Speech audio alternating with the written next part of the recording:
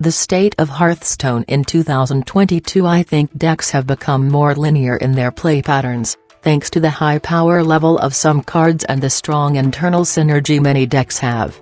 You have to be extremely synergistic to be meta in 2022, which A, makes most games feel the same, and B, make deck building less interesting, as chances are 25+ of your 30-card deck is already decided. The next expansion will come with a standard set rotation, likely with a change of core cards. They have also hinted at a major wild-focused balance patch this week. IIRC. As someone who has spent hundreds on the game over the years but gotten a bit bored of it recently, how they handle this set rotation will be a pretty big deal in terms of whether I keep playing. Games feel too similar, and it feels harder than ever to succeed with an off-meta strategy. Let's see what our listeners have to say. Let's start with John. John says, totally agree with you.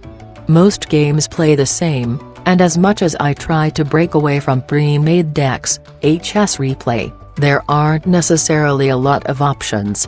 I swap out a few cards with similar ones or replace one with another powerful card. The worst is that every game I seem to have to follow a flow that I can hardly break away from. What made HS fun back then was that shit could hit the fan and you would have to come up with a plan B. I spent a lot of money on the game too and look forward to seeing how the next rotation is handled.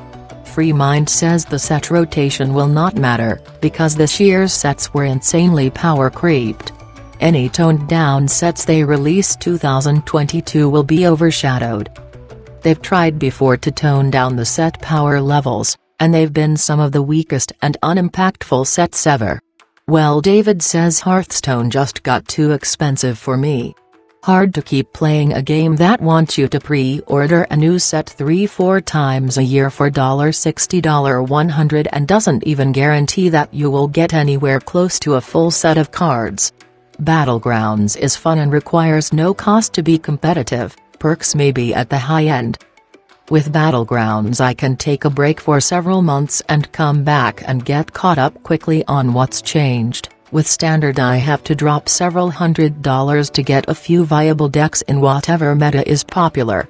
Another message here from Ian. Ian says, same, I got exhausted with trying to keep up with all the new expansions.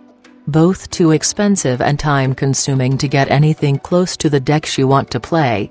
If I want to spend a lot of money on card games I would play MTGA. So I ended up playing Legends of Runeterra to get my card game fix. That game doesn't punish me for not playing for 6 months, so I can come back and pick it up and get multiple decks to play with whenever I want. It respects my time. Our last message from Lloyd. Well, Lloyd says lore definitely doesn't seem to be expanding as much as I'm going to guess Riot would like it to be. They even merged 2 Asian servers for lack of players recently. But like a lot of stuff that Riot is doing right now, lore serves a primary purpose of expanding the Runeterra IP, and at the very least it works as a repository for concept art for every Runeterra IP in the future. Okay, one last one from Mosey. Lore definitely doesn't seem to be expanding as much as I'm going to guess Riot would like it to be. They even merged 2 Asian servers for lack of players recently.